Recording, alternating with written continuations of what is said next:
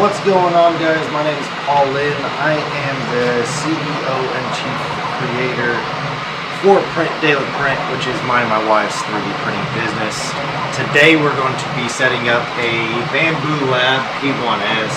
I had one I needed set up and I figured, why not? Let's just make a video. Bambu Labs actually has great videos on their website. There's other videos along YouTube that has this too, but you know what, maybe something here you see that you're struggling with that you just didn't see somewhere else.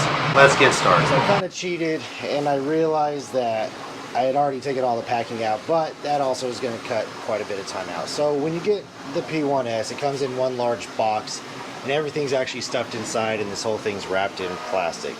It's great packaging, there's plenty of foam. The box could take a beating before your printer would ever be affected. Great job. We are also adding the AMS2 Pro, which is Bambu Lab's new multicolor print system that also has humidity control along with active filament drying. That's actually what this printer is doing right now. We live in Oklahoma and it's been humid out lately, so our filaments caught quite a bit of moisture, and I noticed that it started having some printing issues today. It takes about 8 hours. It heats it up to about 55 degrees Celsius, but it'll actively dry all the filament that you have in the system. You no longer need separate systems to dry it, which is awesome. We're gonna get started. We've already have everything opened up here. We don't have just the regular system. We have the one where we can add 3 additional AMS systems. Whether we do it or not, I don't know. You never know what the future holds, but it takes the same 2 screws and you still feed the PTF tubing the same ways. In the package, it comes with its own screws for this system. I'm gonna have to dig out an Allen wrench.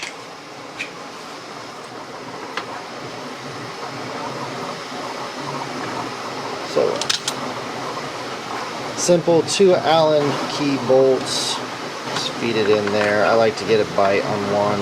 I don't like to tighten it down too tight. That way I can see and align the second one a lot easier in the hole. That way you're not guessing by going up and down and scraping the back of your printer. Second is I'm going to actually grab the AMS2 Pro system and put that on top and start going about it that way too. So, get the new AMS2 Pro. This PTFE tubing, what I realized, is way too long if you're just going to be putting it on top of your printer. So what you end up doing is you just take some scissors and cut that. Real simple. Grab a pair of scissors. Measure about with some good slack. That way there's not too much pressure, not too much tension on it. Got a good little loop here. So that looks good about there. So just nice and easy. Now keep this. You can switch it out later in the future if you need. But little tip, then after you cut it, see how it crimps it there? Come in and just rework that tubing a little bit. Make it circular again. That way your filament doesn't get caught up in any way. That looks good. And then pop it on in. If you notice on the back of the AMS2, you have 2 6-pin connections and a DC 24 volt connection. We will only be using this right 6-pin and the DC 24 volt. This controls the filament drying portion of the new system, and then this is the connectivity to the printer itself to do the multicolor. This 6-pin is if you wanted to add a whole other AMS system to the equation and connect them to each other. What you're going to need is you're going to need 1 6-pin for this system, and then you'll actually need a 4-pin from your junction here over to the printer. Now, if you do not buy the combo, you will have to order the Bambu bus cable 4-pin separately. Just keep that in mind. Just like that. Then you're going to get your Bambu bus cable 4-pin to connect to the printer itself. Right next to the 6-pin underneath here, you have your 4-pin as well. So we'll get that fed in there and then take it over to the printer here.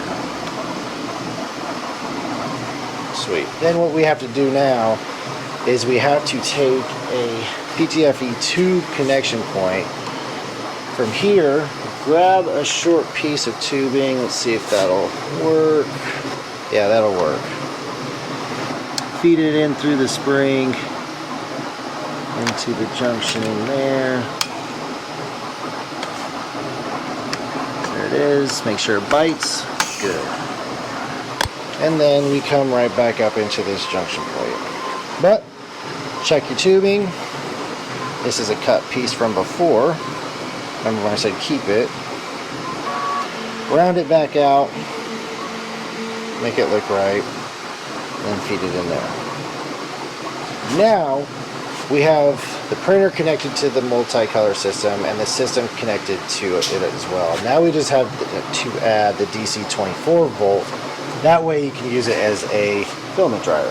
Alright, so we got the DC 24 volt charger here. It comes in two pieces. On one end of the cables you have this soft flimsy zip tie.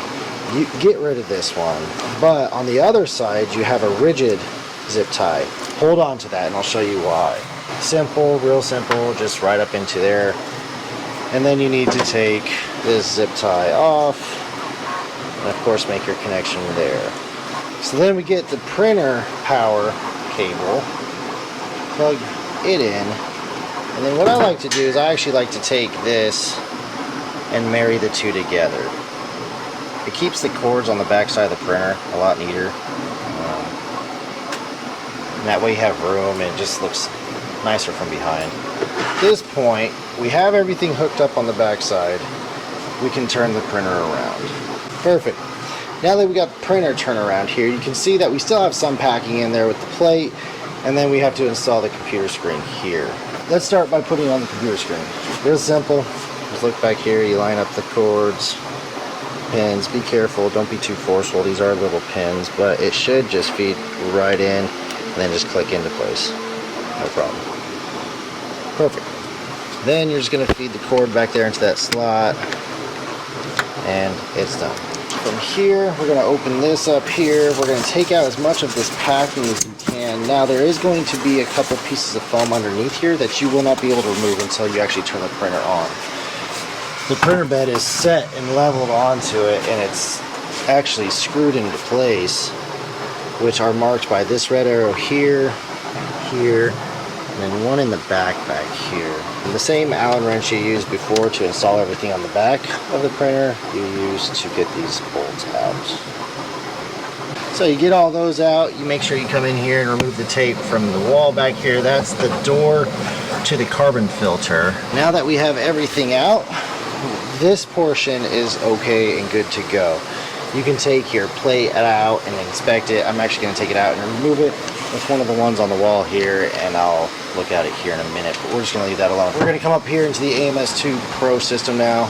We're going to open that up, and we're just going to add a pack of desiccant here in the back here, help with the humidity and moisture control as much as possible. We're just going through a lot of spells of rain and heat. Some more rain, some more heat, so it's just been jacking the humidity up. So anyways, you're going to put the desiccant right into here in that slot there. And now your AMS2 Pro system is good to go. I don't know why I locked that. Last thing to do is to crawl under here, grab your two power cables, and this one here. Reach behind the printer the best you can, turn on the switch. Everything starts to light up. And then from here, just follow the prompts on the screen. The bed will raise up, you'll remove the foam. Pretty simple. Well, that's it, guys. The Bambu Lab P1S. Real simple out of the box setup. About 15 minutes and you can be operating. If you like this video, please feel free to like and subscribe. Me and my wife will be dropping more of these videos, just simple everyday operations to tutorials such as this. Until then, Print Daily Print thanks you. Until next time, stay creative.